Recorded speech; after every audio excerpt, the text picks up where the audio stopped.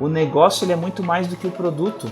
E o processo de construção de marca é quando todos os setores da empresa, marketing, vendas, atendimento ao cliente, fornecedor, cozinha, cardápio, etc., todo mundo conversa a mesma língua com o mesmo cliente.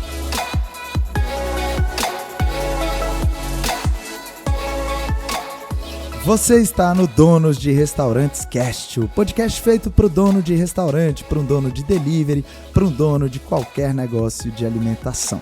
Se você ainda não é meu aluno, se você ainda não faz parte do portal Donos de Restaurantes, acesse www.donosderestaurantes.com.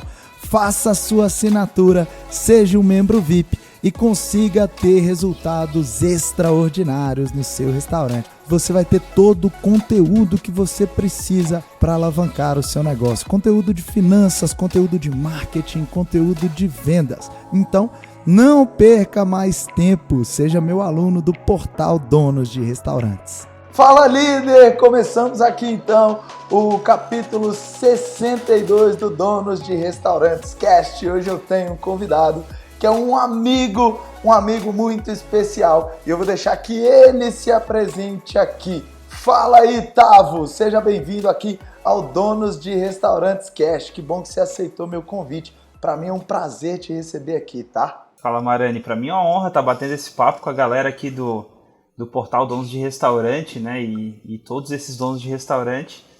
E a gente é daqui da Codecast, né? A Codecast é um núcleo de capacitação de negócios locais. E a gente ajuda esses negócios a construírem uma marca de valor. O que é ter essa marca de valor? É quem quer ter fãs nas mídias sociais, quem quer bater as suas metas sem precisar fazer oferta, sem precisar fazer desconto, quem quer ter uma fila de clientes, quem quer se tornar uma referência na região, inclusive poder cobrar mais caro que os concorrentes, e aquele dono de negócio que quer também estar no estratégico, né? Porque a gente não consegue crescer um negócio, a gente está completamente no operacional, então a gente apoia esse negócio a construir essa marca de valor.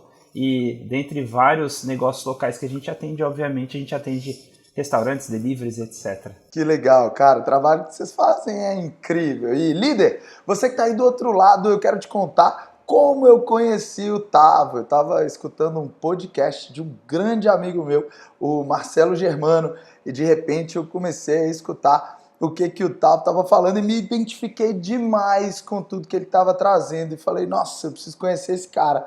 E o destino acabou fazendo com que a gente se conhecesse lá no Mastermind, um grupo de empresários que a gente tem, liderado pelo Vitor Damasio. A gente já ficou super próximo lá nos primeiros dias, a gente já bateu aquela resenha e eu contei para o Tavo que eu adorei os capítulos que eu escutei lá e que ele contou um pouco da história dele. Foi mais ou menos assim, né, Tavo? Inclusive, eu já seguia o Marani, já era fã do Marani, falei, pô, esse cara tá no Mastermind do Vitor. Eu falei, não, agora é amor à primeira vista, né?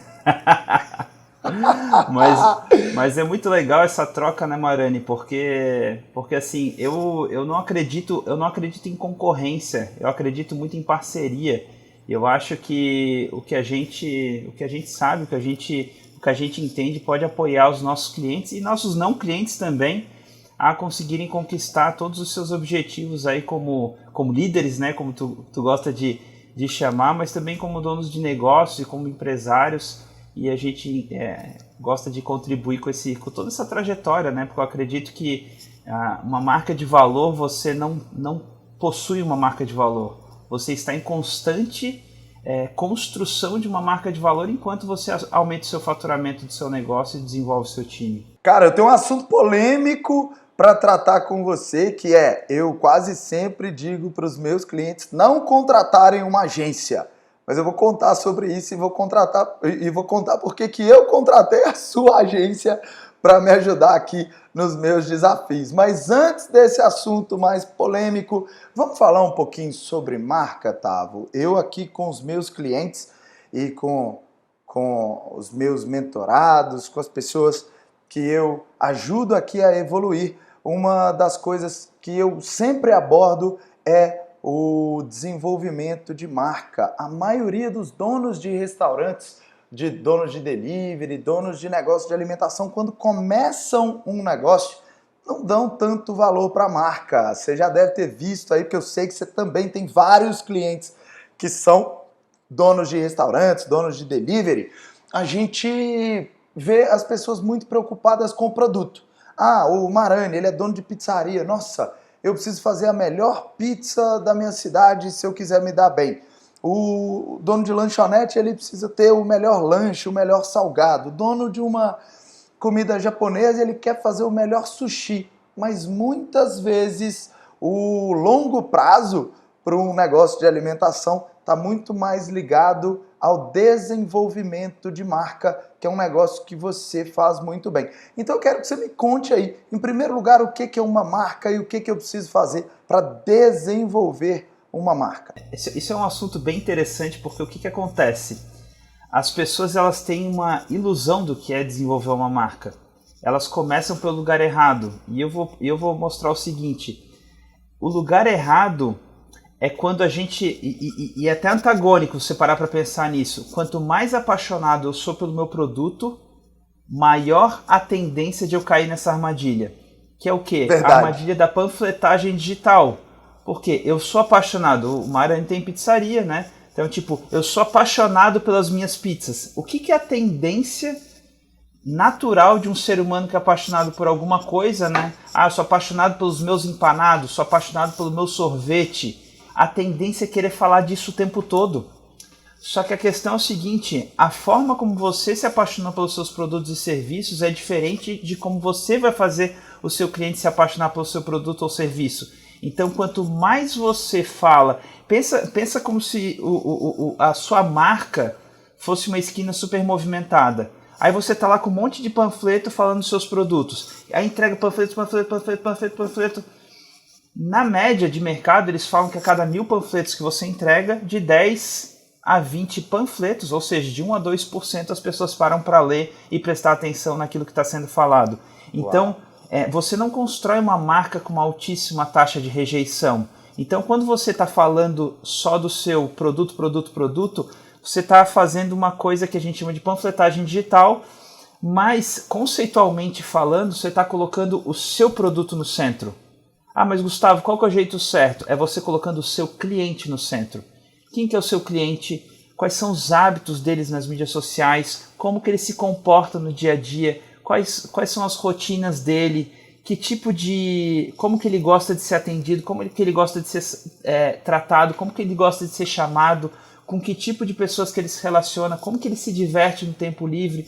Quem que é esse cara, né? Qual que é a faixa etária dele? Qual que geralmente é a profissão dele? Ah, Gustavo, eu vendo para todo mundo. Quem vende para todo mundo não vende para ninguém. Porque uma coisa é o foco da sua comunicação e o processo de construção de marca é você ter cada vez mais afinidade com o seu cliente ideal. Então, quanto mais afinidade eu tenho com o meu cliente ideal, mais eu vou entendendo aquela tribo. Vou dar um exemplo, né? Aqui na Codirect a gente atende negócios locais e a gente tem 3 critérios que a gente avalia do cliente. E eu vou falar desses 3 critérios, depois você vai entender o que eu estou falando. Critério número 1, precisa ser um negócio local e faturar acima de 30 mil reais por mês. Segundo, o dono precisa ter uma ambição. E não é uma ambição da boca para fora, porque da boca para fora todo mundo quer ficar rico, todo mundo quer ganhar na Mega Sena. É uma ambição de o que as pessoas fazem no dia a dia por essa ambição, por esse crescimento, por um propósito às vezes. E o terceiro ponto, ele é apaixonado pelo que faz. Então, quando eu entendo que o meu cliente é apaixonado pelo que faz, eu sei que ele cai nessa armadilha da panfletagem digital, porque ele só quer falar do produto dele. Meu produto é isso, meu produto é aquilo. Olha só o queijo que eu uso na minha pizza. Olha só a farinha importada que eu utilizo. Olha só essa calabresa como ela é especial. Olha só o nosso ambiente como ele é aconchegante. Olha só a forma como a gente estruturou a nossa fachada. Olha só o atendimento que a gente faz aqui com os nossos clientes. Olha só o talher que eu utilizo aqui. Olha só o meu maître, como ele entende de vinhos e etc. Então, quando eu começo a entender, mas o cliente não se interessa nisso? Se interessa, mas não no primeiro momento. As pessoas elas estão interessadas mais nelas mesmas do que nos outros. E o processo de construção de marca é como se fosse um casamento. Né? Muitos de vocês, provavelmente que estão me ouvindo, assim como eu, são casados.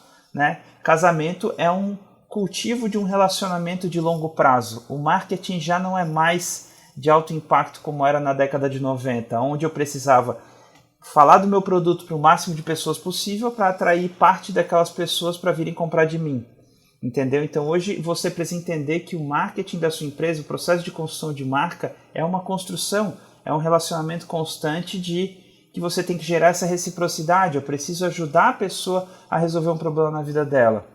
Vou dar um exemplo simples, tá? Quem tem delivery, por exemplo, pessoa tem delivery de hambúrgueres, tá? Então a pessoa vai lá, e só quer falar do hambúrguer. Não, meu hambúrguer é de costela, meu hambúrguer é de picanha, meu hambúrguer é com o pão mais fofinho, meu hambúrguer é que o queijo se derrete inteiro. Aí exagera nos food porns, que também é positivo, complementa se faz isso do jeito certo. Só que às vezes o meu cliente ele tem uma dificuldade, ele tem um comportamento, às vezes o meu cliente ele quer só comer um hambúrguer e tomar uma cerveja vendo um jogo de futebol. E eu preciso entender que ele está vendo aquele jogo de futebol. Então, ao invés de você falar como o nosso hambúrguer é maravilhoso, você pode falar, assista o Flamengo hoje na TV. Parece contraintuitivo, mas eu vou falar de futebol por quê? Porque o meu cliente gosta de futebol. Um exemplo que a Heineken cometeu, um erro que a Heineken cometeu algum tempo atrás, foi de falar que foi de defender o veganismo. Os tomadores de Heineken são viciados em churrasco. Ele assim, nada contra veganismo e nada contra churrasco, mas a grande verdade é que o público viciado em Heineken, o público que gosta de consumir Heineken, geralmente gosta muito de churrasco. Então você fala um negócio que vai ao oposto do que o seu cliente...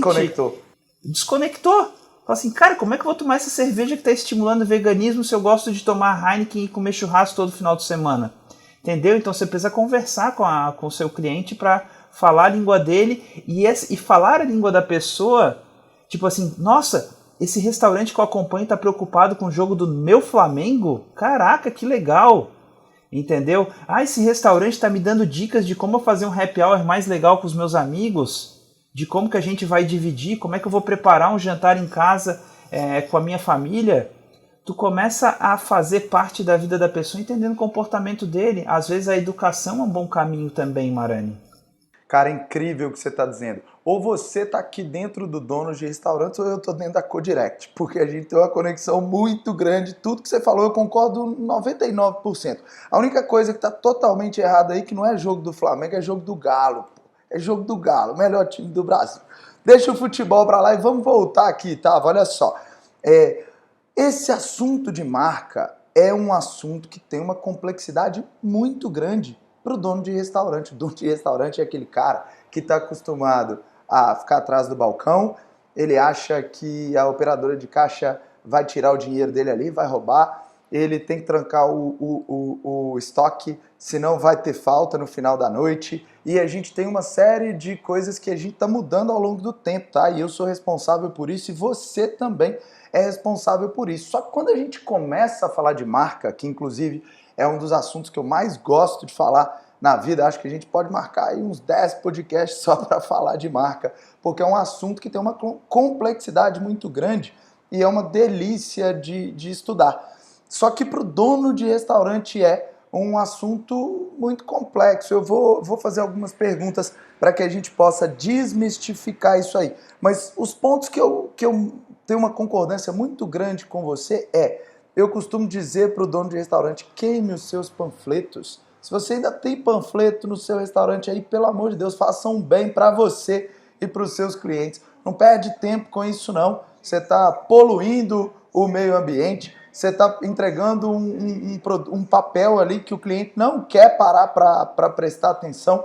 Então isso já foi bom algum dia, mas não é o mais adequado mais, né? Tudo passa. A gente tinha uma comunicação que há um tempo atrás a melhor do mundo era pelo rádio. A gente também teve uma comunicação que a melhor do mundo era pelo telefone.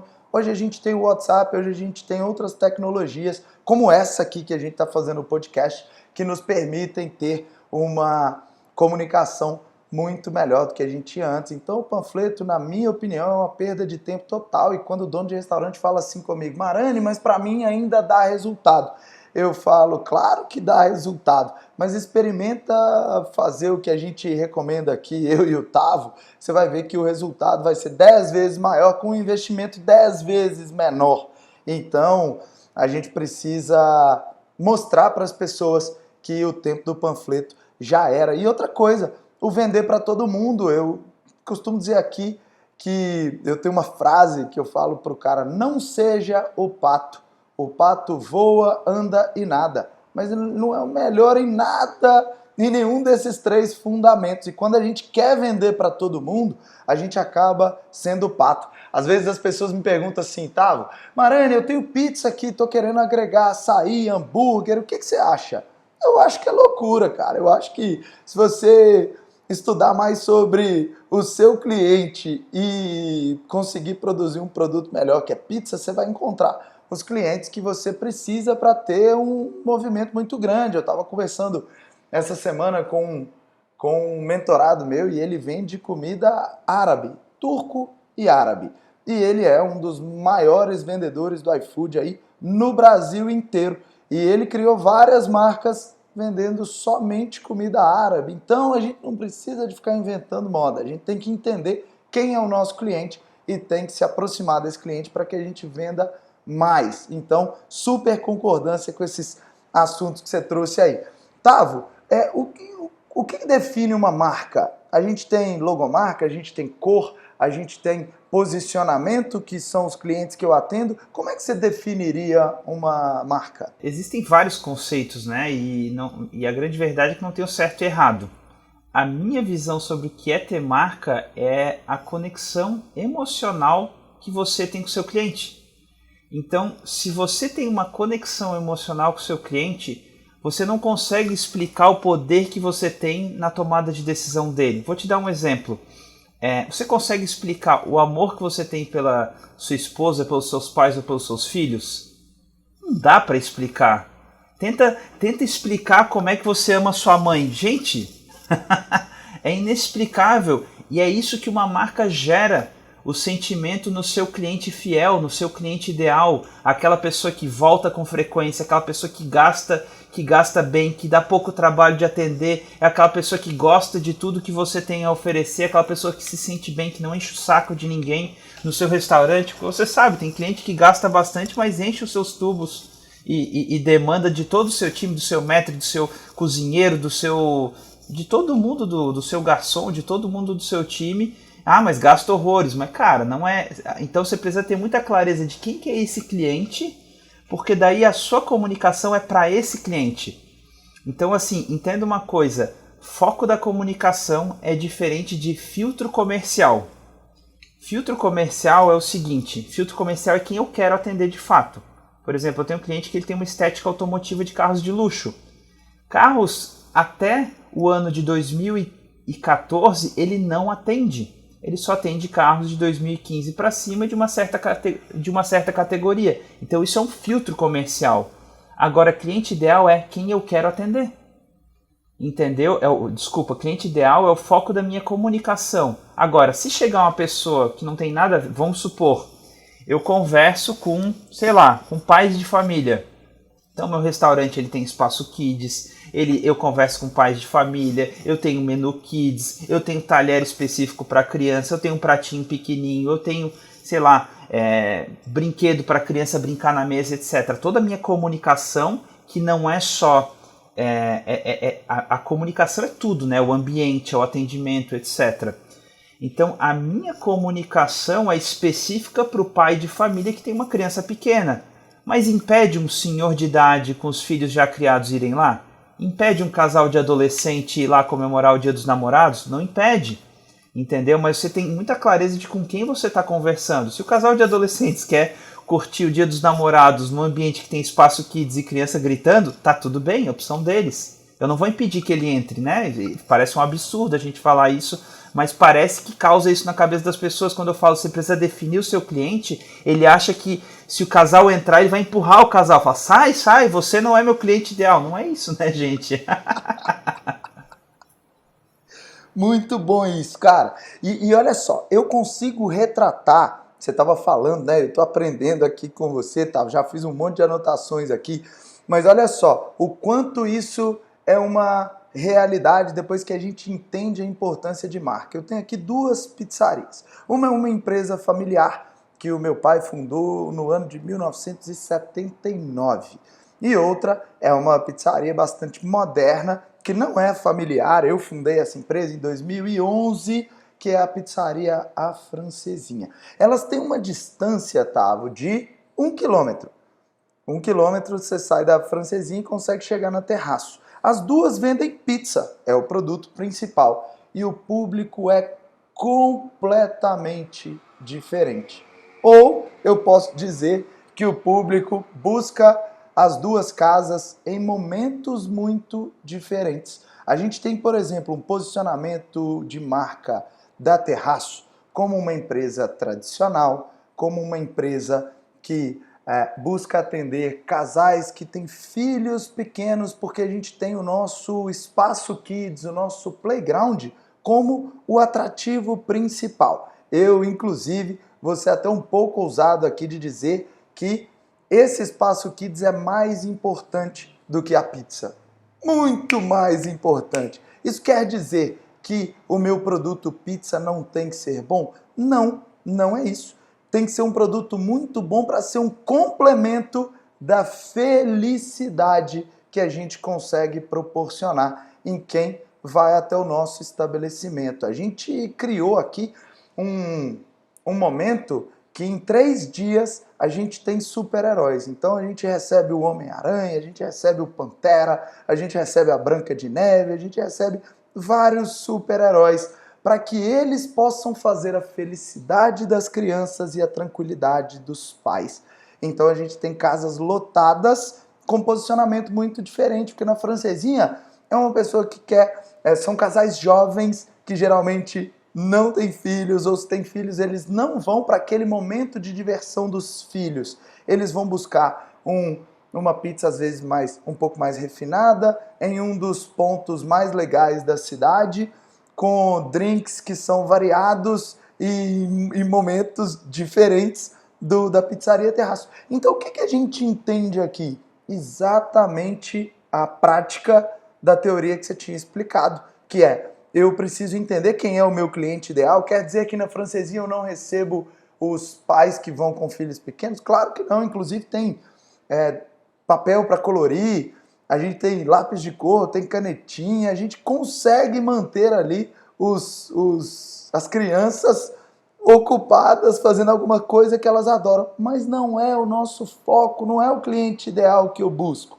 Então, quando a gente consegue ter essa percepção, seja no delivery, seja no restaurante, quando a gente consegue posicionar a nossa marca, a gente consegue atrair clientes que realmente vão no nosso restaurante para curtir o que a gente tem para oferecer. A gente consegue levar essa felicidade e transformar aquele momento que eles passam com a gente em momentos incríveis, além da comida que a gente serve. Você concorda? Uma vez que tu entende quem é o teu cliente ideal, toda a tua comunicação e toda a tua estratégia da empresa é direcionada para esse cara. Só que assim, Gustavo, então se eu quiser conversar com casais, eu tenho que fazer um copia e cola da Francesinha? Não. Porque assim, tem um outro elemento que compõe o seu diferencial de valor, o seu diferencial de marca, que é a sua essência. Então, da onde você veio, para onde você quer ir, é a coisa mais importante, porque assim, uma vez que eu tenho um cliente ideal e eu sei da onde eu venho, para onde eu quero ir, eu vou fazer um match. Isso é o que eu chamo de posicionamento, que é eu ajustar o prisma da minha história para a pessoa olhar e valorizar aquilo. Então, por exemplo, se eu quero ser... Aqui em Florianópolis tem o Heróis da Pizza, né, que é uma pizzaria temática onde todo mundo atende vestido de super-heróis. Obviamente o público, vocês imaginam, público família, com criança pequena, etc.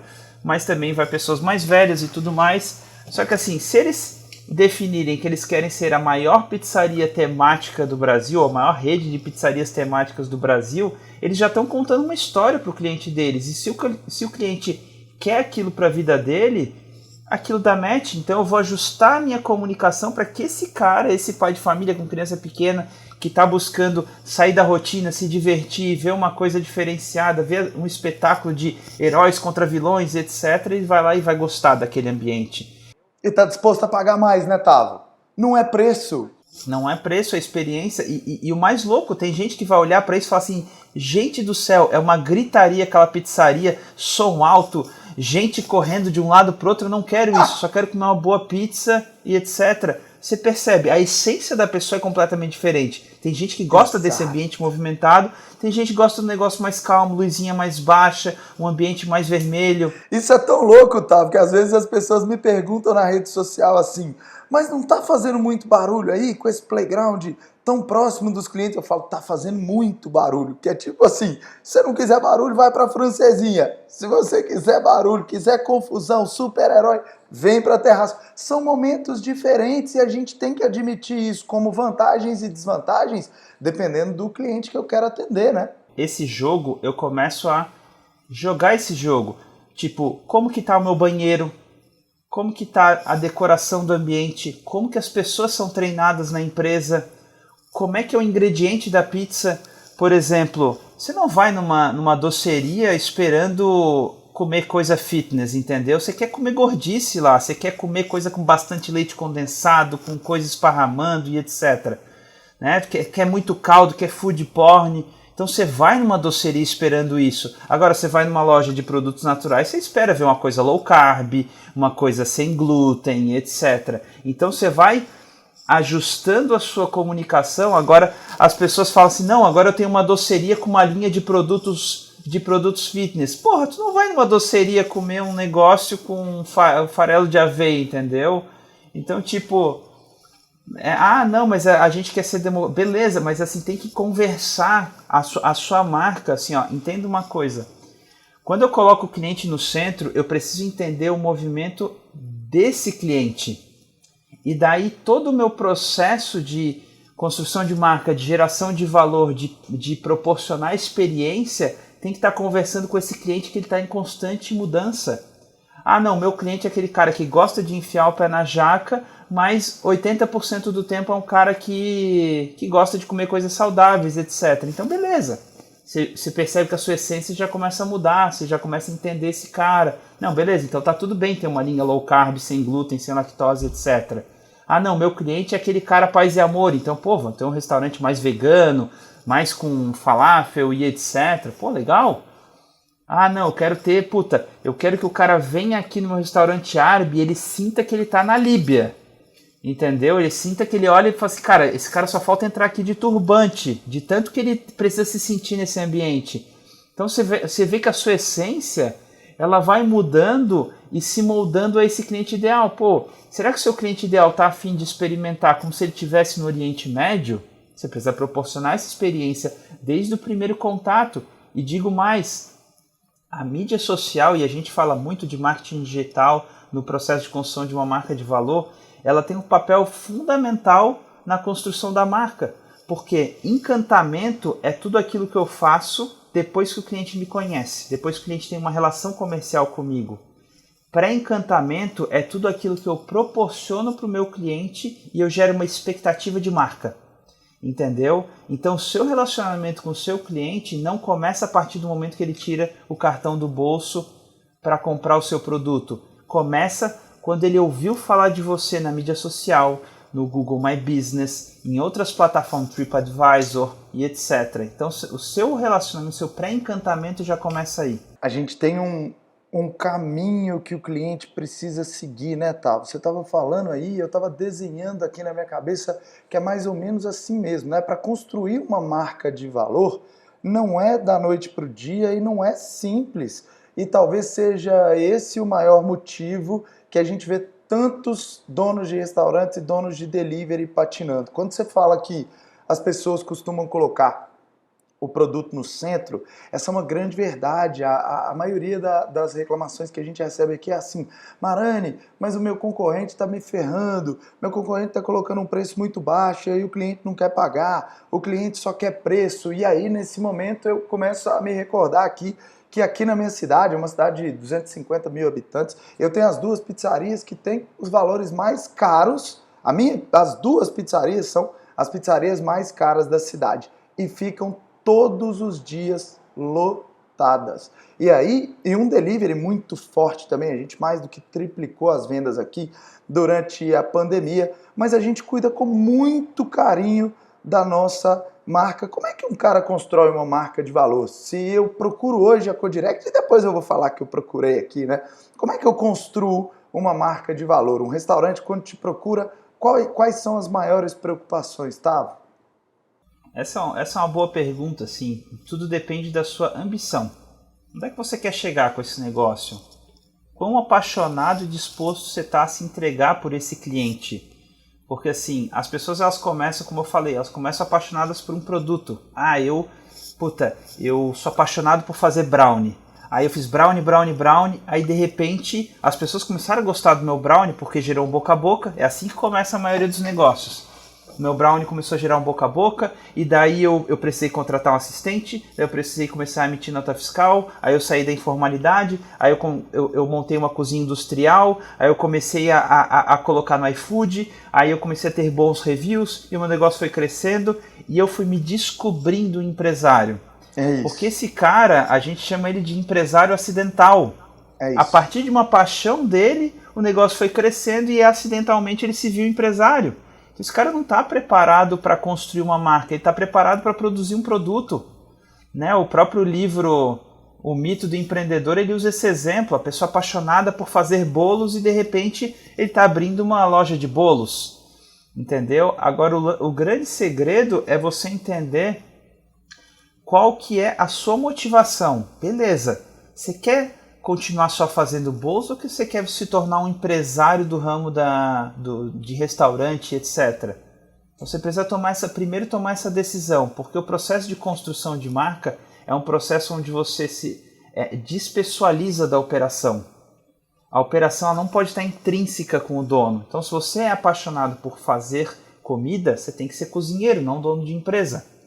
Entendeu? Porque o dono de empresa precisa cuidar de estoque, precisa lidar com o fornecedor, precisa treinar time, precisa formar time, precisa contratar time, precisa estabelecer cultura, precisa atender cliente, precisa criar um processo de atendimento. Quem nunca foi no Outback ficou admirado pelo processo de atendimento dos caras. É impecável a forma como eles te recebem. Parece que é todo mundo um robô, assim. Então, só que é um robô que é descolado, que dá vontade de ser atendido, etc. Tem quem tem experiência ruim, tem quem tem experiência boa, mas você há de admirar o processo da empresa. Tu vai num McDonald's, tu olha a cozinha de um McDonald's, não é sobre hambúrguer, é sobre processos, né? O livro do McDonald's é um livro incrível, assim, é super inspirador. Inclusive eles falam que se a Pepsi fosse parceira do McDonald's e não a Coca-Cola, a Pepsi seria a maior empresa de refrigerantes do mundo. Tamanho poder que o McDonald's tem. Por quê? Porque não é sobre hambúrguer. É sobre fazer negócio. Então, o negócio ele é muito mais do que o produto. E o processo de construção de marca é quando todos os setores da empresa, marketing, vendas, atendimento ao cliente, fornecedor, cozinha, cardápio, etc., todo mundo conversa a mesma língua com o mesmo cliente. Então, a sua empresa precisa ser uma flecha para construir uma marca. E o processo de construção de marca hoje ele é acelerado pelas mídias sociais. Você escolhe o impacto que você quer ter na sua região. Você está num bairro, sei lá, com 30 mil pessoas, você pode estar conversando com as 30 mil pessoas todos os dias se você fizer a coisa certa. Entendeu? Então, o processo de construção de marca, você constrói uma marca enquanto aumenta seu faturamento. E não o contrário. Entendeu? Porque se você focar só no dinheiro, você vai fazer coisas que vão contra a sua marca. Por exemplo, às vezes você tá focado em construir uma marca que você quer gerar melhor experiência para o cliente, mas daí você tem um monte de pacotes de bônus e condições mais baratas para o cara. Então, assim, condição barata e experiência meio que não combina. Você pode ter um produto isca, né? Sei lá, o seu ticket médio é R$80 e você tem um produto de 30. Para quê? Para ter uma entrada e para permitir que a pessoa conheça todo o cardápio. Essa pode ser uma estratégia do seu negócio, né? Inclusive, não tem nada a ver com restaurante, mas eu tenho uma cliente que tem um motel Então ela tem um quarto que é R$60, que é um quarto baratinho, mas ela tem quartos de R$350, R$400 a pernoite, entendeu? Por quê? Porque o cliente ele quer a R$60 ter uma experiência premium. Então você dá o melhor que você pode naquele ticketzinho, e daí tem que ter estratégia para isso. Então todo o seu cardápio é desenhado, todo o seu atendimento é desenhado para isso e etc.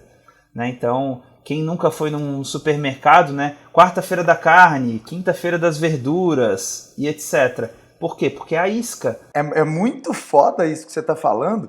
E uma das aulas que tem lá dentro do portal Donos de Restaurantes é exatamente como criar um produto isca. Eu preciso todas as grandes marcas têm isso, né? Eu aprendi isso há alguns anos. Depois eu vou voltar na McDonald's, tá? É porque você falou muita coisa de valor. Eu, inclusive, anotei uma frase aqui que eu adorei. O negócio é muito maior do que o produto. Isso é um fato, cara. A gente tem que colocar isso para todo mundo escutar. Eu acho que vai ser até o título desse nosso podcast, vai ser o negócio é muito maior do que o produto. E é verdade, cara. Mas voltando no produto isca, eu li um livro do Dr. Alberto Saraiva. Ele conta como é que ele construiu o Habib's. E eu tive até a felicidade depois de prestar uma consultoria para o Habib's, fui na sede dos caras e foi incrível. Para mim foi uma realização ali de um sonho, porque eu aprendi demais com o Dr. Alberto Saraiva. E ele explica, Tavo, que ele criou um produto, né, que é a esfirra de carne, e essa esfirra de carne custava R$1,43 para o Habib's, mas ele vendia a 99 centavos. Pelo volume do McDonald's, parece loucura. Inclusive o diretor financeiro dele na época questionou isso e disse que era loucura colocar uma esfirra a um valor desse. E o Alberto Saraiva tinha uma estratégia muito importante, que ele tinha cross-sell e upsell.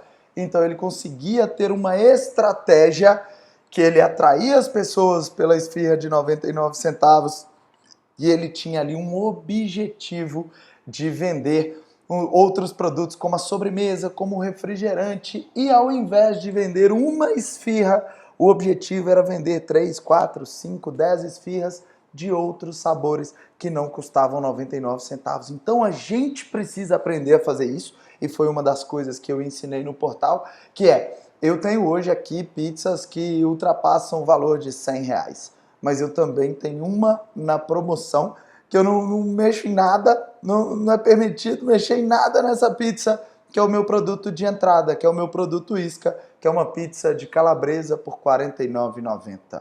Então eu atraio as pessoas, algumas das pessoas ali, por essa oferta isca, e a gente tem ali então uma estratégia interna, que esse cara não pode gastar menos de R$70 no delivery, não pode gastar menos de R$100 em uma mesa quando ele sentar. Então isso é muito importante. Quando você voltou ali também, para a gente não perder o raciocínio, porque é muito importante, eu vejo pessoas que são apaixonadas pelo produto, Tavo, e quando a gente levanta o assunto McDonald's, algumas pessoas falam: McDonald's não é restaurante, McDonald's é junk food, McDonald's não dá para comer os produtos dos caras. E aí eu penso, meu Deus, o McDonald's é o maior restaurante do mundo, é uma das marcas mais influentes do mundo e, na minha opinião, um dos restaurantes mais incríveis que eu conheço. Não pelo produto, pelo processo e pela promessa que eles fazem e pela entrega. Então você tem um lanche padronizado. O Big Mac que eu vou comer aqui é o mesmo Big Mac que eu vou comer em Floripa, na mesma rapidez, velocidade, que é o que eles prometem ali, e uma gestão incrível que eles têm, uma qualidade nos processos que é incrível. Então todos nós temos que aprender muito com a McDonald's, só que antes disso a gente precisa entender que o negócio é maior do que o produto, senão realmente a gente vai ficar focando no bife do McDonald's, que não é carne de qualidade, ou qualquer outra coisa assim, que eu nem quero entrar nesse mérito, porque a gente não vai chegar a lugar nenhum com isso, porque eles são incríveis, né, Tavo? E o livro que você trouxe também é um livro que eu aprendi demais, que é o mito do empreendedor. Mas a gente precisa sim entender que o negócio é muito mais do que o produto. E aí a gente para de pensar, para de ser vaidoso, pensando aqui que que o nosso cliente não valoriza o nosso produto, que o cara que vai comprar na McDonald's não sabe comer. Na verdade, a gente precisa aprender a construir marca, né? E assim, sobre o McDonald's ainda tem duas coisas que eu gosto bastante. Um é o processo de RH deles e o outro é a forma como eles constroem as parcerias. Se tu perceberes, né, eles têm lá o dia do McLanche Feliz, eles são parceiros mundiais da Coca-Cola e etc. E se tu parar para pensar, por que o McDonald's escolheu ser parceiro da Coca-Cola? Porque se vocês forem olhar na essência de marca, tanto o McDonald's quanto a Coca-Cola têm felicidade como valor. A Pepsi não tem felicidade como valor, tem vários outros valores super legais como empresa, né? Não estou falando de qualidade de produto, eu também consumo menos refrigerante do que a maioria das pessoas. Tá? Mas o que acontece? Se você entender como marca, minha marca conversa com outras marcas cujo valor é felicidade, você começa a ser mais estratégico nas suas parcerias. Não vou fechar com a Ambev só porque ela tem uma condição diferenciada, porque eles dominam o mercado e etc. Conversar com a Ambev tem relação com os meus valores de marca, com aonde eu quero chegar, que tipo de experiência eu quero proporcionar para o meu cliente, que tipo de diferenciação eu quero trazer para ele. Não, o Ambev é mais conveniente porque o processo deles é impecável, porque eles já sabem quando que meu estoque vai acabar, eles já trazem em dia e eu já tenho um bom relacionamento, eles dominam região, porque se eu não uso... Aí vem as desculpas mais esfarrapadas para você não olhar para a essência da sua marca e ter olhar para quem você é de verdade e começar a construir parcerias estratégicas. E o segundo ponto, né? Então, o primeiro ponto, você está bem atento aos seus parceiros, fornecedores, etc., porque isso é importante no longo prazo, tá? Para você entregar aquela promessa de marca, porque marca, ela é uma promessa de uma experiência.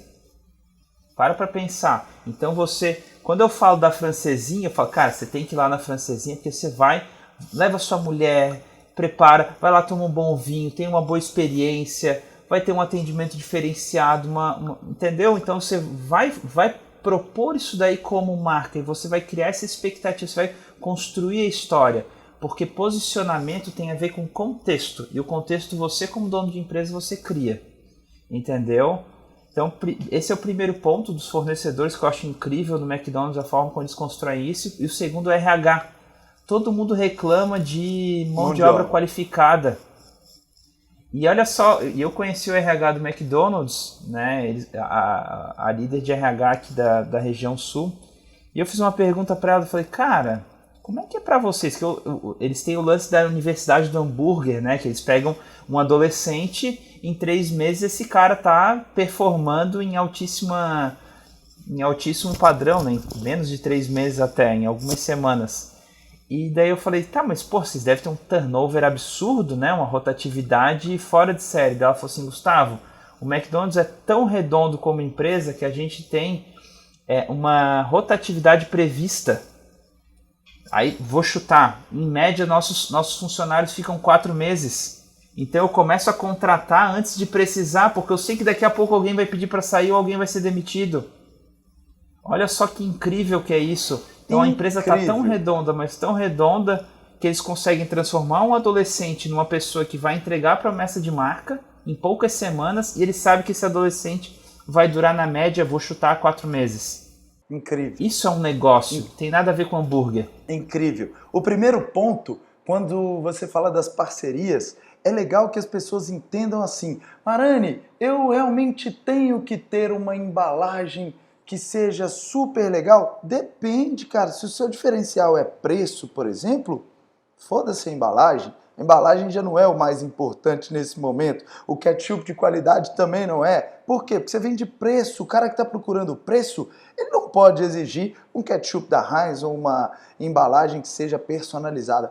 Por outro lado, quando você quer construir uma marca, eu dei o exemplo aqui da francesinha, da Terraço. Se eu tenho o preço mais alto da cidade, como é que eu vou querer ter a embalagem mais vagabunda da cidade? Como é que eu vou mandar a comida que eu considero ser muito especial para momentos especiais numa sacolinha de plástico que não conecta com o meu produto? Então, o que a gente precisa entender? Qual a mensagem que eu quero passar para o meu cliente? E tudo isso vai das parcerias também. Por isso, o que você falou, para mim tem muito sentido e às vezes as pessoas não conseguem interpretar isso e foi muito legal essa sacada que você deu. E o segundo, mão de obra. Marane, aqui na minha cidade não tem mão de obra. E aí eu pergunto, em qual cidade do mundo tem uma boa mão de obra? Mão de obra é um problema mundial, não é nem do Brasil, cara. E aí a gente acaba com todas as nossas desculpas quando a gente tem, por exemplo, eu tenho um mentorado que é dono de uma rede de pizzarias em São Paulo, que ele tem quase 300 funcionários. E aí se eu penso assim, cara, se esse cara tem 300 funcionários, como é que eu não consigo arrumar 30 para francesinha e 30 para o terraço? Tá errado isso aí, ó. Então, o que tá errado? O que a gente precisa dar um passo atrás. Não é a minha cidade que tem que ter mão de obra ou não tem que ter mão de obra. Eu preciso ter um processo de treinamento onde eu vou considerar uma rotatividade dentro da minha empresa e a partir disso eu vou contratar, treinar, vou ter processos bem definidos, que é o que preza tanto o mito do empreendedor, que é o que a gente trabalha tanto aqui dentro do portal Donos de Restaurantes, e é uma das coisas que super me chamou a atenção na Codirect também, o quanto vocês são bons em processo. E o dono de restaurante precisa aprender a fazer isso, do contrário, ele vai ser um reclamão para o resto da vida, né? Vai ser um empresário que reclama do que não tem outra saída a não ser treinamento, a não ser processo. Ou eu me adequo a essa realidade, ou eu começo a trabalhar mais a automação do meu negócio, que é... Vou dar um exemplo aqui. Eu tinha um profissional só para fazer suco de laranja, a tamanha demanda que eu tenho de suco de laranja. Eu experimentei várias máquinas aqui diferentes e cheguei em uma que o suco fica incrível, fiz um investimento e não precisei mais daquela mão de obra. Quer dizer que a gente vai diminuir a mão de obra no nosso restaurante, que isso vai deixar as pessoas desempregadas? Claro que não. Quer dizer que eu vou treinar pessoas a fazerem trabalhos mais complexos que as máquinas não podem fazer. E para isso eu preciso ter treinamento, que foi o que você trouxe aí, que eu também acho incrível da McDonald's. É até legal a gente ressaltar que a maioria dos colaboradores da McDonald's vem sem nenhuma experiência. São adolescentes e que estão ali no primeiro emprego. Então essa acaba com todas as desculpas que a gente tem. E se alguém me disser, Marane, mas o meu produto é mais complexo do que o da McDonald's. Então é sua obrigação, é seu trabalho, é sua responsabilidade diminuir a complexidade da preparação dos seus produtos. Do contrário, você vai sofrer e muito pelo resto da vida, né? Tá, a gente vai entrar numa outra coisa importante agora, porque aqui o papo tá bom demais, hein, cara? Já tem quase uma hora que a gente tá aqui. Eu super falo aqui com os meus alunos, quando eles falam assim, Marane, eu não tô conseguindo executar bem, ou eu não tenho tempo de executar algumas coisas que eu aprendo no portal. Qual agência você me indica contratar? E eu tenho um posicionamento quanto a agências, Tavo, que é assim, a agência geralmente ela tem vários clientes e aí cobra R$1.000, R$1.200, às vezes ali por mês do dono de restaurante, às vezes até um pouquinho menos do que isso. E aí para o dono de restaurante que paga é muito, para o dono da agência que recebe é pouco, ele não tem a oportunidade de aprofundar, ele não sabe qual que é o carro-chefe da empresa, qual é o produto carro-chefe, ele não sabe a fundo qual é o cliente que aquele restaurante atende, ele não consegue, na verdade ele faz um trabalho bastante genérico e no final das contas o dono de restaurante não consegue alavancar as vendas, o dono da agência também não consegue ter uma tranquilidade ali para atender melhor esses restaurantes. E eu costumo dizer que as agências não conseguem cumprir o que elas prometem. Por outro lado, quando eu te conheci melhor, e quando eu entendi melhor o que a sua agência, a Codirect, faz, eu vi que é um trabalho que a gente pode chamar de mais premium, totalmente personalizado e com um ticket maior e que consegue atingir ali as expectativas do dono de restaurante e do dono de qualquer outro negócio que seja local. Me fala um pouquinho sobre isso que eu te falei, sobre as agências, se você já viu isso acontecendo, se você já viveu isso e o que te leva hoje a ter aí, eu acho que quase 200 clientes, ou até um pouco mais do que isso aí, de pessoas que estão conseguindo construir marcas incríveis. É muito louco, né? Eu não sou da área de marketing, eu sou formado em sistemas, tá? Tive empresa de tecnologia, startup, tudo. Mas em 2012 a gente iniciou uma empresa de educação, eu e o Evandro, meu sócio, e a gente, na época não se falava de marketing digital, né? E daí na época a gente vendia, como qualquer empresa vende, boca a boca, relacionamento, etc. Até que a gente é de Florianópolis, a maior empresa de marketing digital do Brasil é daqui de Florianópolis, que é Resultados Digitais, foi vendida por 2 bilhões. A gente é muito amigo dos fundadores, principalmente do Bruno lá, que é um deles. Popularmente conhecida como RD, né? A RD tem um software que é RD Station, né, que foi comprada pela TOTUS. Os caras fazem um trabalho incrível e lá eu conheci o marketing digital a primeira vez. E daí quando eu comecei a olhar pro meu marketing, eu falei, cara, preciso aprender esse marketing digital. E para resumir a história, comecei a estudar muito material nos Estados Unidos. Só que até 2014 meu resultado ele tinha crescido, mas assim, era tímido. Por quê? Porque eu tentava estratégias isoladas, eu não tinha uma direção. Então a gente tentava estratégias isoladas. Final de 2014 a gente contratou uma consultoria. Dia 17 de dezembro de 2014 contratamos uma consultoria. Dia 2 de janeiro a gente botou para rodar. A gente pagou R$20 mil numa consultoria para 4 encontros. E um acompanhamento superficial, assim, na época via MSN. E daí, em 45 dias, o nosso negócio faturou mais do que em 2014 inteiro. E daí a gente estourou assim o negócio. E daí o que acabou acontecendo é que todos os empresários à nossa volta, né, os comerciantes, donos de clínicas, escritórios, etc., falaram assim, Gustavo, que massa esse marketing que vocês estão fazendo, faz para minha empresa. E assim, não foi um, não foi dois, não foi três, foi uma dezena de clientes que veio, de empresas que veio pedir ajuda. Aí eu falei pro meu sócio, cara, o mercado de agências é um mercado muito fraco, vamos abrir uma agência?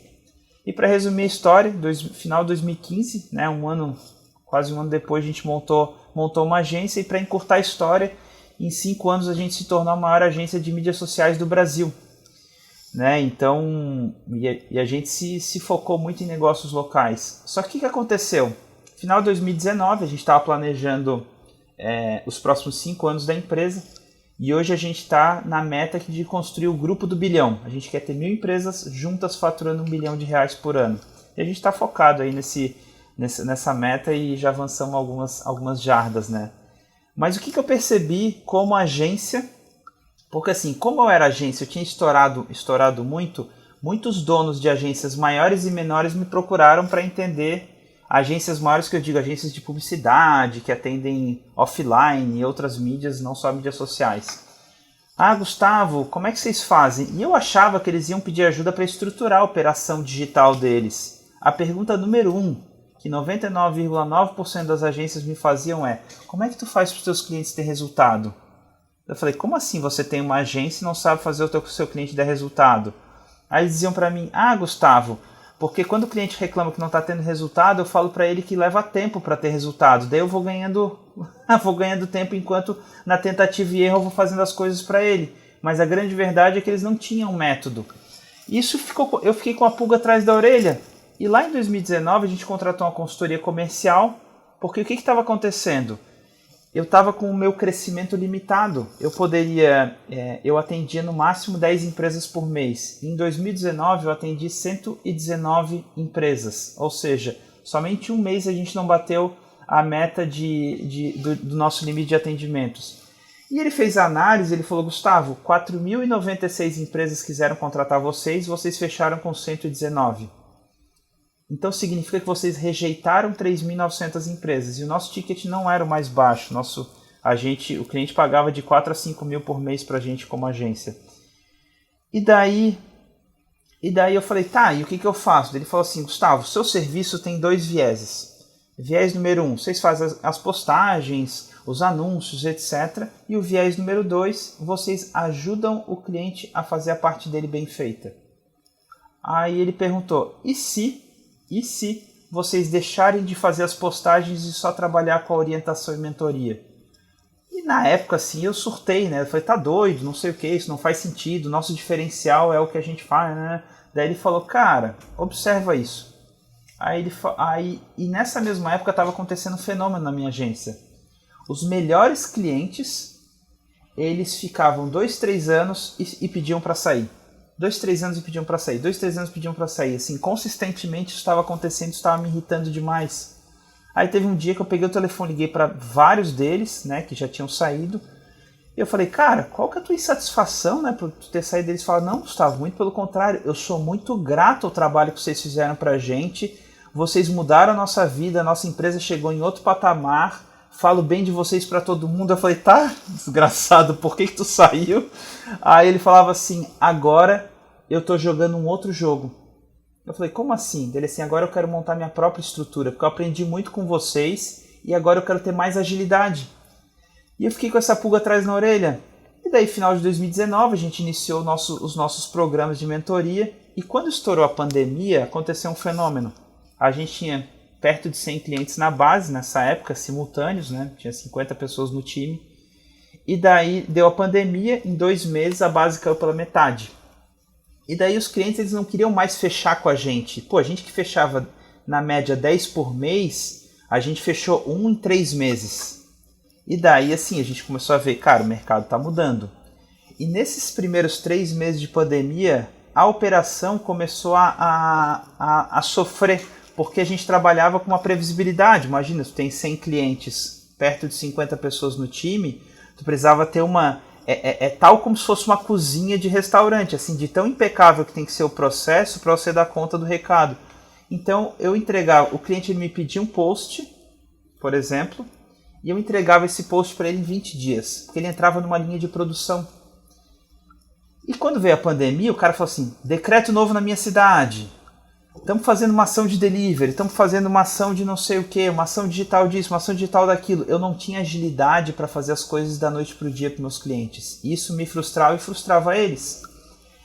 Por outra vez, na época eu já tinha uns 30, 40 mentorados no programa e os nossos mentorados estavam estourando, assim, tipo, a gente tinha um cliente que era uma delivery de marmita fitness, né? A Luciana da Amora Sabores Light. E ela falou assim, Gustavo, eu gostei dessa brincadeirinha. Ela é mineirinha, assim, daí ela falou, eu gostei dessa brincadeirinha, porque eu aperto os botãozinhos e enche de cliente aqui no meu delivery, tá bom demais esse negócio. E daí eu falei, tá Lu, por que tu começou a trabalhar com a gente? Daí ela assim, Gustavo, eu sempre trabalhei com digital influencer. Eu pegava aquelas blogueiras saradona, e elas faziam uma campanha e o que acontecia? Estourava minhas vendas e na semana seguinte voltava ao normal. Estourava minhas vendas e voltava ao normal. Assim, pra mim era uma ansiedade, porque todo mês eu tinha que ficar procurando influencer e eu não podia ficar com a mesma influencer. E daí eu ficava tendo que me desgastar. Assim, hoje eu quero vender mais, eu aperto 2, 3 botões e o negócio começa a vender mais. Então ela estourou o faturamento do delivery dela fazendo esse movimento. E daí eu comecei a perceber isso em vários mercados, né? Puta, estética, escritório de arquitetura, motel, até motel que estava em lockdown aumentou o faturamento em relação a antes do... Então assim, um monte de coisa começou a acontecer e eu comecei a olhar para minha base e eu falei, cara, a agência nesse momento do mercado não é mais o canal.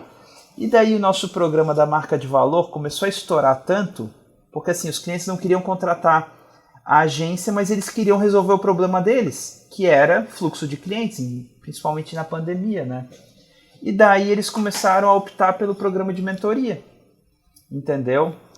E daí o que acabou acontecendo? A gente olhou para a agência, olhou o programa de mentoria e falou, cara, Ano passado a gente encerrou a operação da agência e focou somente no programa de mentoria. Porque no programa de mentoria, antes a agência era meu, entre aspas, concorrente, hoje é meu parceiro. O cliente que tem uma agência, ele coloca a agência no programa e eu treino a agência a falar a língua dele. Mas o dono precisa entender do estratégico, do marketing, do processo de uma construção de marca e de gerar relacionamento e pré-encantamento na mídia social, enquanto a sua agência operacionaliza, porque as agências não entendem do estratégico. Até só para ilustrar um pouquinho disso, a gente atende um cirurgião plástico aqui de Santa Catarina e ele falou assim: Gustavo, eu tenho certeza que a minha agência está me enrolando. Aí eu falei: como assim? Ele falou: olha aqui as minhas conversas no WhatsApp. Eles estão falando um monte de techniquez para mim e eu tenho certeza que eles estão me enrolando. Daí eu peguei, olhei as mensagens e eu falei: não, eles não estão te enrolando, eles estão falando a coisa certa. Daí ele falou assim: tá aí, e por que meu resultado não está acontecendo? Daí eu falei: porque falta estratégia. Então assim, tecnicamente eles sabem os botões para apertar, mas eles não sabem como que tu vai fazer isso se tornar um resultado. E é isso que acontece. Eu tenho um monte de ex-funcionário meu que também abriu a agência, se tornou meu, entre aspas, concorrente. Eles entendem de apertar botão, que era o que eles faziam aqui, mas a estratégia eles não entendem. Então, hoje o nosso programa empodera os donos de empresa a entenderem a parte estratégica, qual que é o papel deles, e o papel deles não é ficar ali mexendo no Instagram, não é ficar ali apertando o botão, o papel deles é entender qual que é como que eles vão direcionar as ações da empresa dele. Então, essa é a minha opinião sobre agências. Hoje as agências elas são necessárias para operacionalizar. Não tenha a ilusão de que a agência vai fazer o teu estratégico do marketing, porque marketing é core business. Né? Faz parte da essência da empresa o marketing. Não terceiriza isso, não faz sentido. Eu tenho, também nesse ponto tem um alinhamento gigante com você e é por isso que eu não indico mesmo esse tipo de agência, nada contra o trabalho, não é pessoal, não é nada disso. É justamente por esse raciocínio de que o dono de restaurante precisa tirar a cabeça do produto, pensar na marca, pensar no negócio dele como uma empresa, como um negócio onde ele vai precisar liderar pessoas, onde ele vai ter que entender muito a cabeça do cliente. Os tempos mudaram, o hábito do consumidor mudou muito. O cliente hoje não é o cliente de 20 anos atrás. Quem busca um restaurante, um delivery, não está buscando simplesmente matar a fome.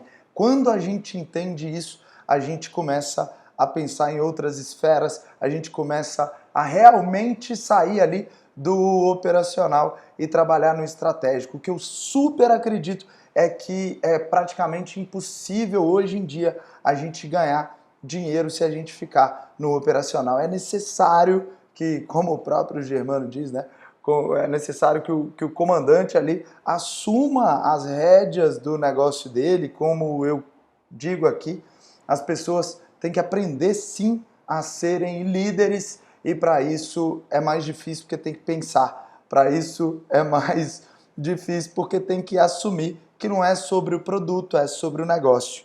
Eu fiquei feliz demais com sua presença aqui hoje, como eu disse, a gente vai ter que marcar outros episódios aí, porque tinha muitas outras coisas para cobrir, mas eu adorei o nosso papo. Eu tenho certeza que as pessoas que estão do outro lado aprenderam muito com tudo que você trouxe. Eu anotei aqui, tem um bloco de notas lotado de coisa aqui que eu anotei e que eu vou colocar na prática. Eu queria super te agradecer sua presença aqui e quero te perguntar aonde as pessoas te encontram, qual que é o @, lá no Instagram da sua empresa. Pode procurar @codirectbr.